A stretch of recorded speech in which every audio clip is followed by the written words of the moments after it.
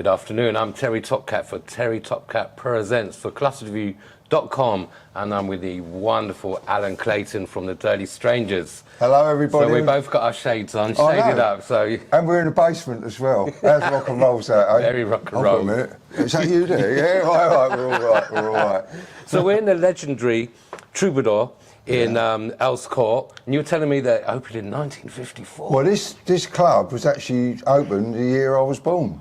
Wow. Yeah, 25 years ago. Yeah. In 1954 this club was opened, and thank Christ it's still here. And we're actually sitting where Jimi Hendrix and Bob Dylan played, right on this spot.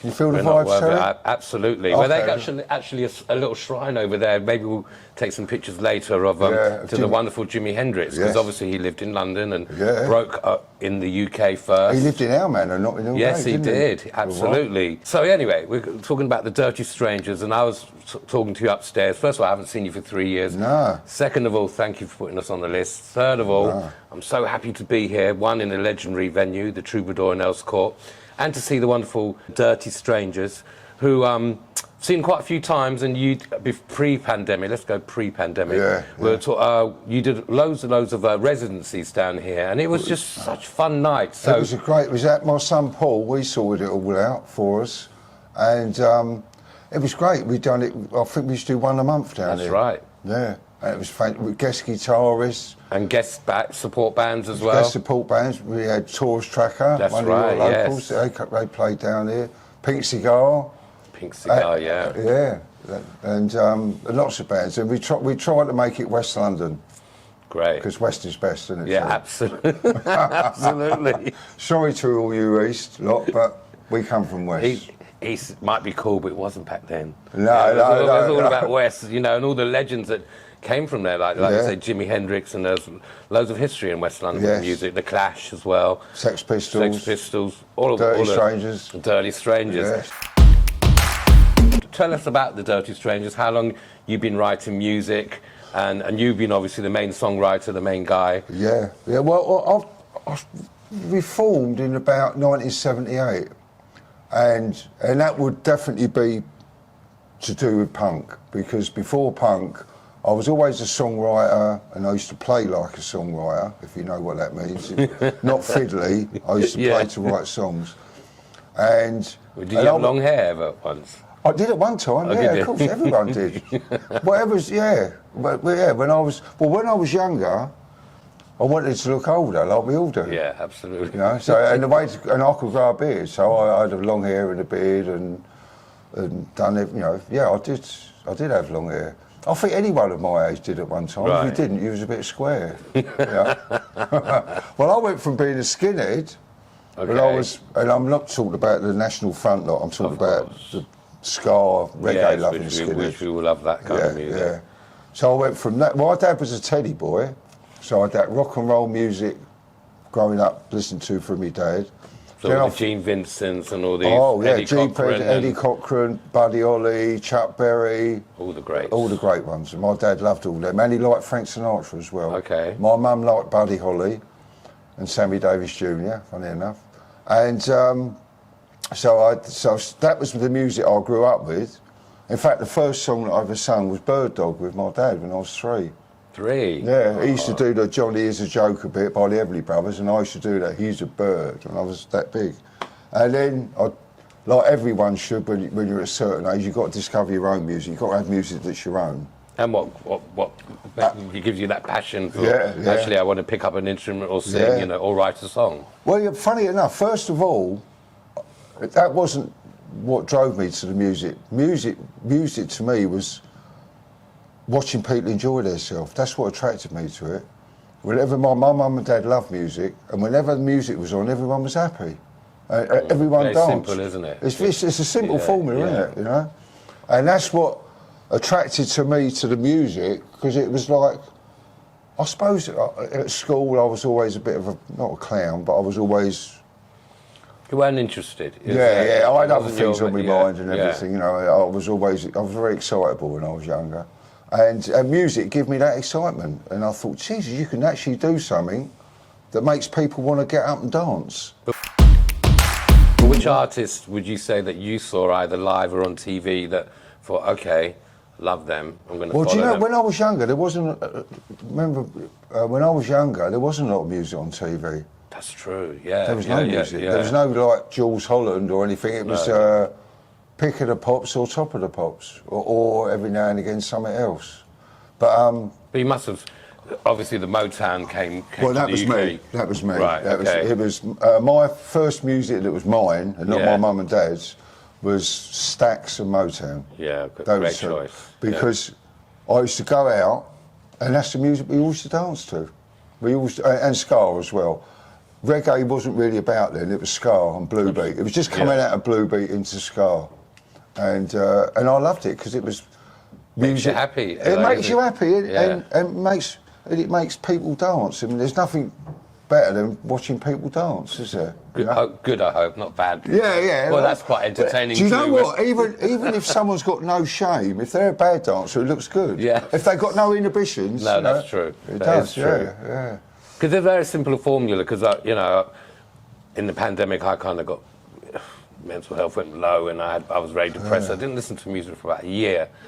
And then as soon as whatever changed for me to start listening to music, and it's like, my God, what did I miss out on? And it just feeds your soul, it makes you happy, like you say, you know. And then I love going to live gigs, and I love coming to see you guys, because it's the energy.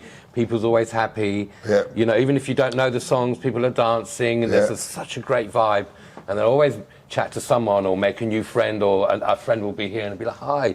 And we're all here to come and see you, and it's a great experience for all of us. Yeah. I'm sure for the band too, to perform as well. It's one. The band in the audience are one. In a perfect night, you're all one, really, definitely. You don't know why, but you click.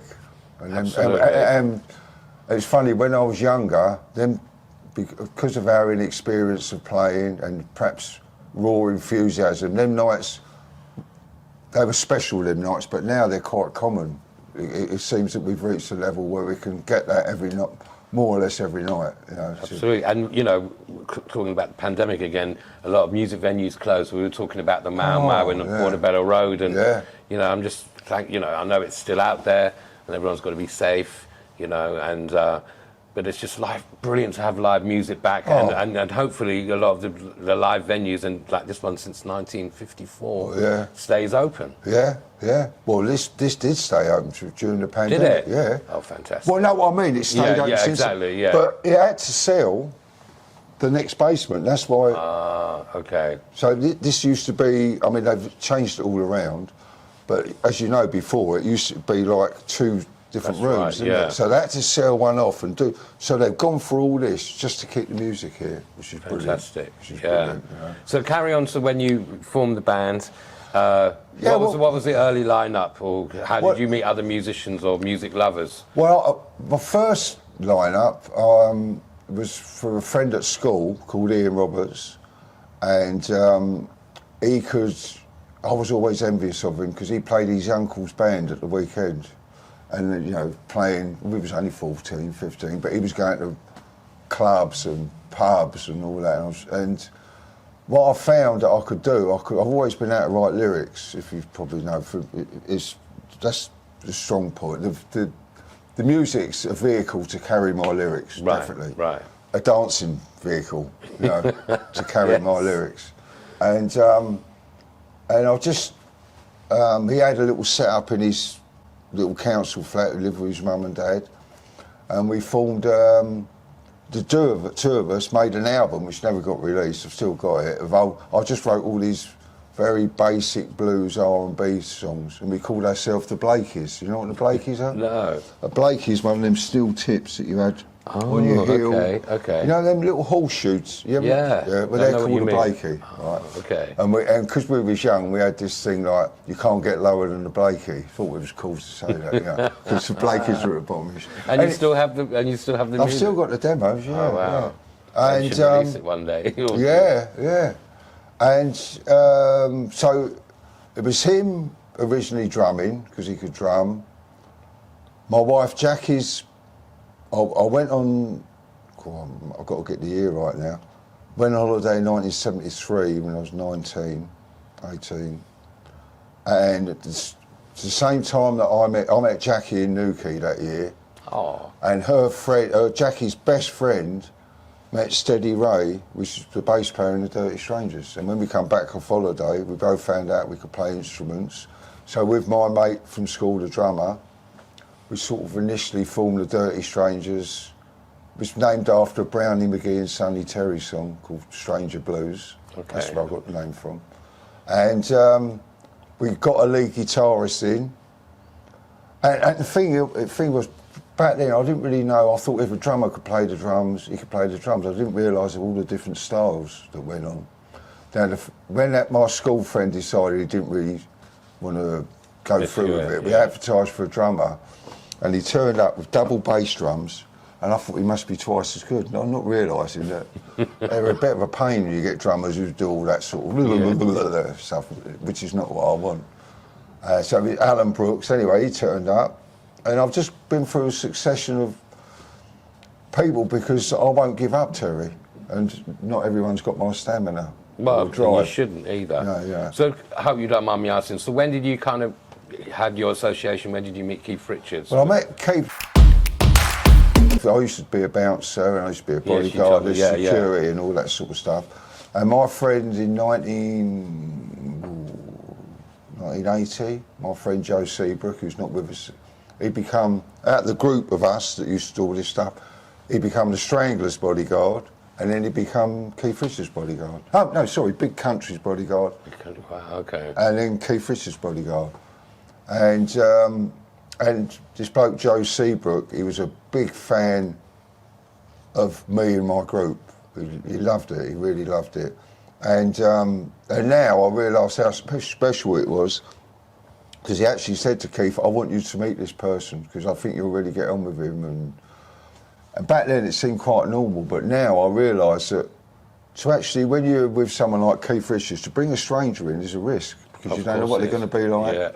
Whether Keith's going to like him, think, why are you bringing people here, you know, and that sort of thing. Of course. And Joe took me up there. Went up the Carlton Towers in Knightsbridge.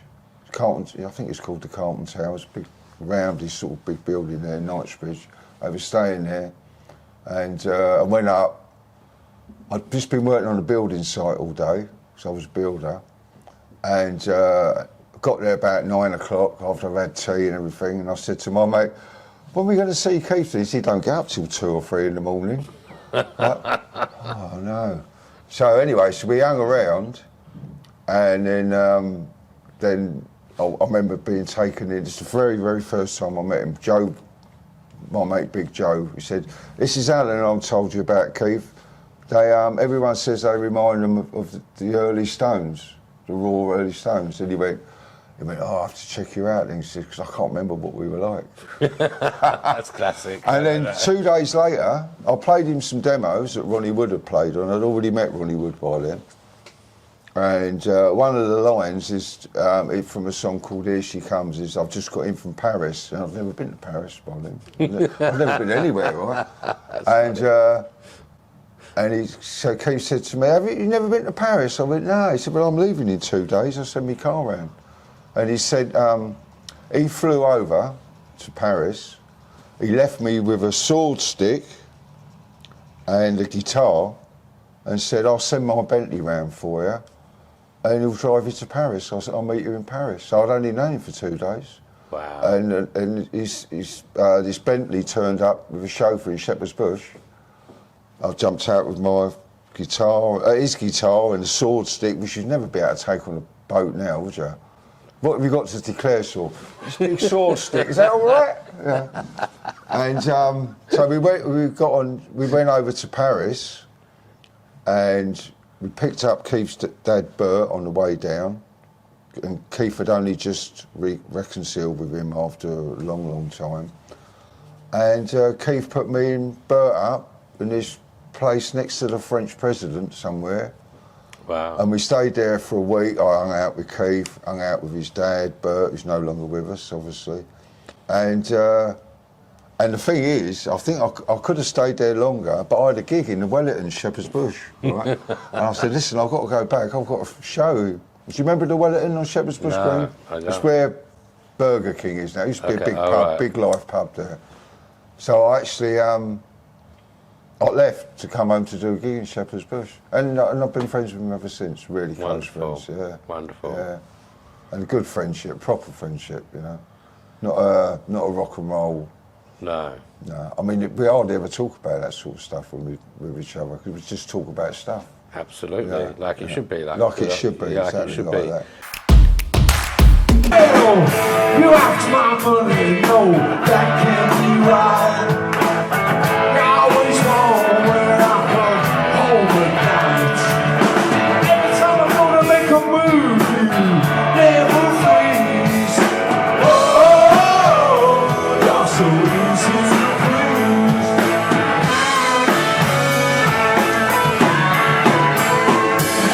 Friends keep saying he's no good, bad, boy, don't care. When I look behind, I know you're always there. Say bless you every time I sneeze. Whoa, you're so easy to please.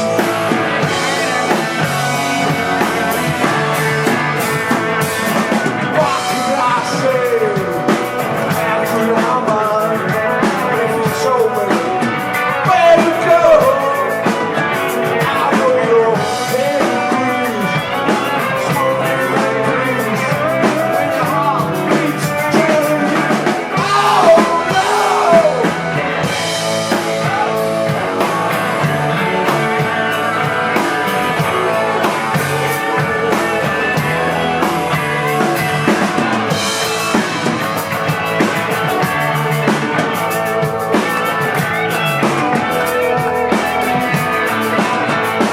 Well, don't like your sister, she thinks she knows it all. She likes to see me beg, no, I will never crawl. 'Cause how can we see eye to eye when I'm on my knees? Whoa, you're so easy to please. Whoa, easy to please. Whoa, you're so easy to please.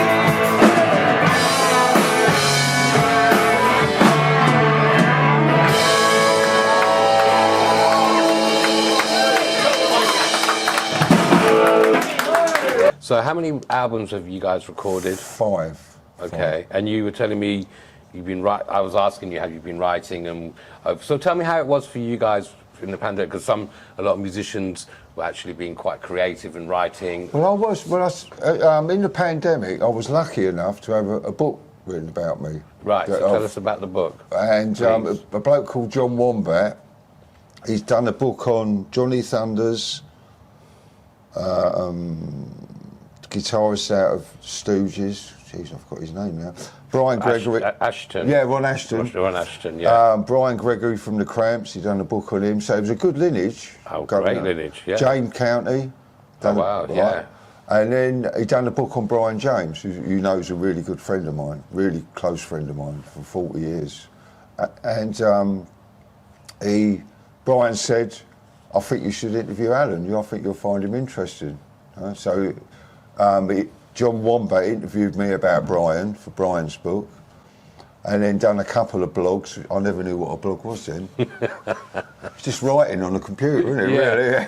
Yeah. With a fancy name. He done a couple of blogs, and then the more he delved into it, he realised that I had quite a colourful, interesting history. Absolutely. And he wrote a book on, and that was great because he said to me, I think it was right at the beginning of the year, because it sort of, the shit hit the fan about November, didn't it? That's Something right. like that. Yeah. And it was just after that, and we agreed to do the book. And it said to me, well, it takes me 3 months I'll do a booking. And I said, well, the only thing is, John, you're on Rolling Stones time now. It is what it is. Because he had to interview Keith and Ronnie. Oh, that's okay. And I said, so if that don't happen within 3 months, the book ain't coming out, you know? So you're on Rolling Stones time. So he went, oh, all right. Which was great in a way, because it took a year in the end to keep everyone interviewed and everything. And it was better for it, much better for it. much better for So it. where can people buy the book? Well, you can buy it on Amazon. Okay, what's it called? It's called Alan Clayton, Just the Alan authorised biography. Okay, Yeah. oh wow. And Selling any at the gig tonight? no, well, the thing is, Terry, right? He done the book. Right? Like a limited edition? No, he didn't. Well, no, funny enough, on Amazon, the old-fashioned way that I remember is you print a book and you end up having a room like that Absolutely, with 400 books in that you can't get rid of, right? Like, same as an album and all that sort of thing. I love it. But what they do now, which might be old news to everyone, but it's news to me, is you order them and they must have something that prints them out really, really quick. Oh, okay. So they only print what's needed. Right, on demand or what? Yeah, sort of thing. And that's the deal he's got with them. And he spent a year of his life doing this book. And when he asked me to do it, Terry, there wasn't a queue of people saying, can I do your autobiography? It was John Wombat, right? So, and I thought, well, every minute you've done on this book, you deserve every penny of it. Oh, thank you for writing a book about me. He's in control of it all. So when Amazon sells, he gets the money. And I thought, Jesus, how much money can he make if we sell 1,000 books? Yeah. You know what I mean? He's still years work and research and everything. Yeah, and he done. Well, it's the same thing with music these days. Yeah. It's like, obviously when you first started, the music industry was completely different. Now there's only 2 major labels. Yeah. Now they got downloads. Well, now they've got streaming, which is another way to rip off the artists. Yeah. Double time, second time over. Tell me about it. But what's great about, so tell me about your experience. Obviously the internet wasn't around all those years ago. So now it's completely different for an artist. You can have, through your son, Paul, the your manager, you can have direct access to the fan base, to the fans, or people who want merchandise or buy the CDs. You know what, I think everywhere, when I first started... could you sell merch back then? No. The only people who sold merch, right, was like, you go into a pub and there'd be a country and western duo and they go, oh, you can buy our cassettes on the way out. And everyone's like, you wouldn't get us doing that. and that's the only time you'd see people selling stuff, like little duos, sell a cassette of their little stuff. You'd never get anyone with a record deal ever selling stuff, ever at a gig.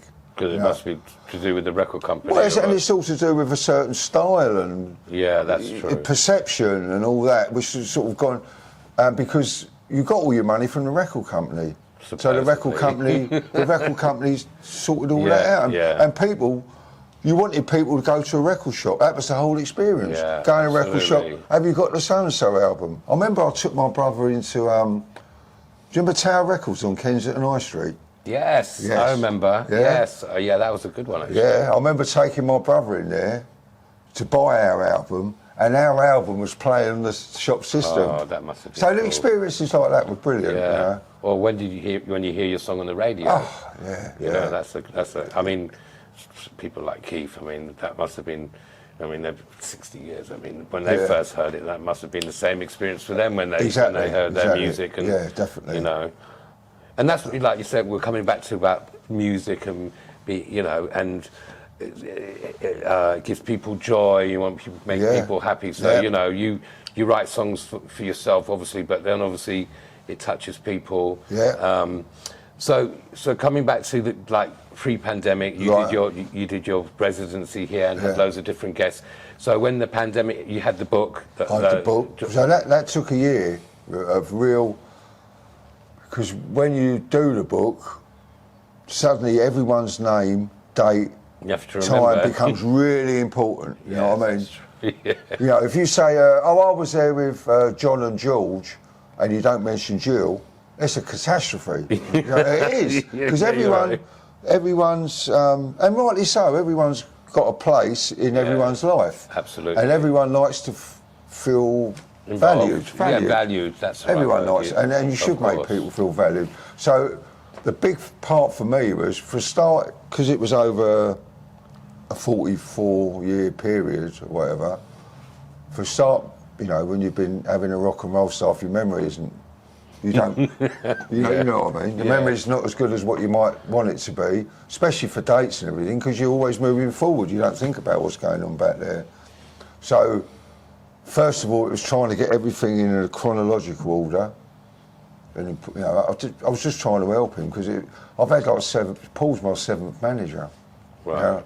And they've all been. But how is it having your son as your manager? It's great. It's fantastic. You really enjoy it. Yeah. For this stage in my life, when I was younger, we needed someone who had access to record companies and radios. It was all about, course, they were professional people who'd done that job, and you tried to get hold of one of them. But now with the internet, which is a good thing about it, you can actually be a bit DIY, you know, and create something and keep it going. But and also, in terms of creatively as well, no one's telling you, well, we don't like this song. Exactly. You know, you have that full artistic control for your own music. Do you know what we've always had? Because when we're the Dirty Strangers, we've stroked success, never been able to grab hold of it. And a few times when we've been really near it, people have said, well, if you could write a bit more poppy songs, I say, bollocks. You know? One of that record company said to me, was it CBS or someone said, we want you to change your name. I said, all right, it's the fucking Dirty Strangers now. Put that in your pipe and smoke it. Of course, you never got a deal. That's it. I love that. Yeah. God. So, sounds good now, probably a stupid thing to say, but that was us back then. Why? Because that's you being you, and you know, exactly, you can't compromise your art or your work or yourself, really. No, that's true. And that's why you can have all the success, you can buy success and do it, you can't buy credibility, Terry. Very true. I've only met one of the Stones, and I've met Ronnie a couple of times. Yeah. One time was in the Paradise pub, and what a lovely guy, so down to earth. Yeah. Everyone was coming up to him, he didn't mind being bothered, and just like a normal guy you would meet, you know. And I'm sure Keith's the same. I don't know about Mick, but you know. But I don't really know. Mick, Joe, I was on tour for 2, and all I can say that Mick was really polite to me and nice. Not a friend. Yeah, of course, but polite and nice, got nothing, you know. And since I was brought on as Keith's friend as well, I had a lot to be shot down for, you know. Because people usually work their way up to where I was. Right, I come in as Keith's friend, so you know, who's this bloke coming in? Thought I was going to come in. Like and there's really great footage, and you told me about this last time I saw you all those years ago, that you were doing, I think, a sound check at the Rolling Stones, and you were all jamming away, and the wonderful Bernard Fowler. Oh, that's in Rio. That's in Rio, yes. That was so good. Yeah. So explain to the people who are watching, so that there was a sound check for the Rolling Stones when they were going to do a concert in Rio. That's what they done their Rio on the beach. There was 2 million people there, I was told. And the day before, so what my job with the Rolling Stones, they call it line check, is some term. Line check is when the band's not doing. When the band's doing, it's a sound check. When it's not the band, it's called a line check. Just make sure everything works and everything. And what I taught all the back line, all the people, like the people who set up Charlie's drums, blah blah. They can all play that instrument. God rest his soul, Charlie. That was a real big shot for me. Real good friend of mine. The last thing that Charlie was, last time I see him, he said to me, "Oh, you've moved out to Chichester. I heard you got building a studio." I went, "Yeah." He said, "Do you want some cymbals, some drum stuff?" This was at rehearsals. I went, "Yeah." He went, "Yeah, and he gave me a crash, some cymbals off his drum kit. Oh. He was a lovely bloke, just a down-to-earth man from Wembley, you know. And you should have seen all the accolades from all these other drummers Yeah. and all these other legends, what they particularly said about him as Yeah, well. of course, yeah. Oh, he was the man. He was definitely the man. I'm sure it's not the same without him. I mean, I'm sure the Stones are amazing, you know. And also with Bill Wyman. Bobby Keys isn't there either. Gosh, Is he? Because he died as well. So really, and he played with you guys as well. Yeah. Well, that was so coming back to the Rio. The Rio. Sorry, 2 million. We were going to chat for England. Yeah. So the day before show day, the video that you see is show day in the morning, right, when we're doing. But the day before, because it was a free concert, people. Imagine. Oh no, sorry, no. The one that you see was the day before the show, but we also done one day on the show, day afterwards, on the show day, And already, I was told, we done it in the morning, there was 50,000 people there already that I sung to, yeah. Wow. So that was amazing. But the Bernard thing was great. Evidently, he was in the hotel overlooking and couldn't resist it. But I knew Bernard when he first joined the Stones. So Bernard Fowler's lovely, great incredible. Singer. I think he was called in the Peach Boys. They were like a disco act in the early 80s. Yeah. So when there was electro, went on, and then he formed He was the lead singer in Tackhead, and he's done loads of things with Daryl Hall. And he's one of the main backing singers for the wonderful Rolling Stones. Didn't he done the David Bowie thing, didn't he? I went and saw it. That's where I met him. So I went. They had a celebration of Bowie, and it was like Corey Glover and Bernard Fowler. But before I met, before that, with the Corey one, I met him, and he came out, and he was just so cool. And I was like, "Can I have a picture?" And goes, "Well, if this guy takes it, we happen to be one of Bowie's guitarists." I'm like, "Oh, double." And he was just so cool. Didn't really give anything away, no smile, and I just thought, I like this cat. Yeah. I think he's amazing. And then when I probably interviewed Corey Glover with Living Colour like a year later, and I'm like, who's your favourite singers? So I aspire to be Bernard Fowler. I'm like, wow. Yeah. Because Corey's amazing, but obviously they're both Brooklyn boys, and and obviously he's a bit older than Corey, so he looks up to him. But Bernard Fowler is class, absolute class. He is, yeah. Sorry about that. So, talk about tonight's show. So, you've been doing some solo shows, like supporting the wonderful Choir Boys. Well, I supported the Choir Boys, supported Urban Voodoo Machine as well. Oh yes, he's brilliant. Yeah, Paul. Yeah, Norwegian, isn't he? Paul. Yeah, PR. Paul Roney. That's right. PR. Whatever. Yeah, he's great. I mean, they put a lot of energy into their show. Anyway, so my former guitar playing isn't a lead, it's a songwriter, so we call it the solo, no solos tour. Because there's no solos in it. Right? But I love it, and what it does, it gives me a chance to play songs, because I've written so many songs that you can't possibly do them in an hour and a half. Of course. Gives me a chance to play them, and get out and have another string to me bow. So I'm up for doing... And meet a different kind of audience, all the Choir Boy fans, and Exactly, yeah. Going different probably places you haven't played in a while, other parts of the UK. It's brilliant. I love it. And the gig tonight is it's called a pre-60 gig. And what we try to do is when the Rolling Stones play, because of our association and the type of music we play, like we've just come back from Amsterdam, we played Paradiso the night before their cancelled show, funny enough. But so we played the Paradiso. We played the Troubadour last week before their show, and tonight is the night before their final show in London. So all the Stones fans, rock and roll fans, all get here a day early, can come down and get a bit of rock and roll in their body. And I think one time I came, we talked about Piero. Pierre is the guitar tech for Keith Richards, right? yeah. So he played last night, and I met him, tall guy, brilliant guitar player, and I was like, wow,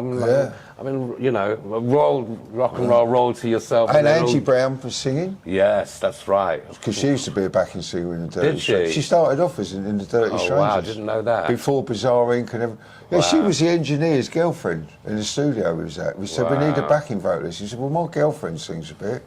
Angie's got a great voice. Oh, she's got great. And so Angie come down and sang and was in the band for 2 or 3 years, used to tour with us and everything. And then she deserved to be, of course, to have her own class. Yeah. What can people expect from tonight? Like what song-wise, or you can surprise us? Well, what they can expect is their foot to be tapping, right? Their head to be nodding, and their body to be shaking. Is that right? Yeah, absolutely. And I was going to just say, you've played all over the world, and like the Paradiso, I have to say, is a beautiful venue in Amsterdam, and it's just, it's a classic venue. I've been there a couple of times. I think the first time I went in the 90s and saw this Sony showcase. Do you know what the first time we played it? Sorry. Go on, go on. 1982. We played it 40 years after our first time we played it. Wow, how wonderful. 40 years, yeah. Wow. Fantastic. And I love Amsterdam. It's a great city as well. About it. Sorry. Well. So where can people find you on social media? Because you all have to do this, Well, they can find either the Dirty Strangers on Facebook, really, and Instagram. Do you guys do Twitter? Paul does. Okay. Okay. Paul Clayton, our manager, he does it. And I've got a Facebook site as well, Alan Clayton. So you're welcome to... On SoundCloud, or are you on SoundCloud, or one of those Spotify? You don't know. Can you get this face in? Oh no, we're on Spotify. Well, I didn't want to be honest. But the last thing I want to say is, because this band is so amazing, right? I don't have any of your albums, and I will, because... Oh, I'll bring you some down. Yeah, please do. Yeah. But for me, it's about going to live shows. It is. It's so all even about though live show. I don't know all the songs, I was saying to you before, I was like, I've been so looking forward to it, because it's like a family vibe, and it's like you say, fun vibe, and you know, you play for a certain amount of time, and you just think, oh, is it gone already? It's been so wonderful. And thank you very much, the wonderful Terry. Alan Clayton. I'm going to give Terry a hug. Oh yeah, please do. Oh my God. Thanks, We don't mate. care about COVID, do we? No. So this is going to be coming out purring soon on clusterview.com. TerryTopCat Purrsents, the wonderful Alan Clayton from the Dirty Strangers. Thank you very much, Terry. Thank you. Thanks again. Cheers. Thank you. Bye.